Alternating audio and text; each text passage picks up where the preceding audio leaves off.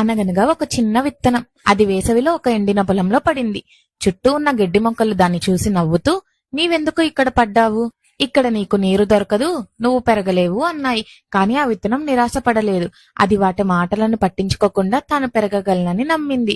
తనలోని శక్తినంతా కూడా తీసుకొని వేళ్లను భూమిలోకి లోతుగా పంపించింది.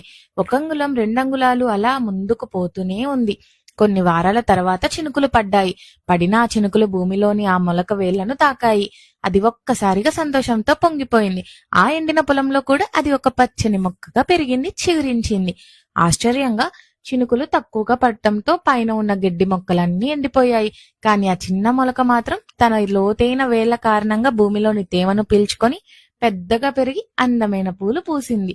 ఇంక పక్షుల గుంపు ఆ చెట్టు మీద వాలాయి. పక్షులు తన గూళ్లను కట్టుకున్నాయి. ఆ చెట్టు అందరికీ నీడనిచ్చింది. ఆ చిన్న విత్తనం ఆ రోజు నిరాశ పడలేదు కాబట్టి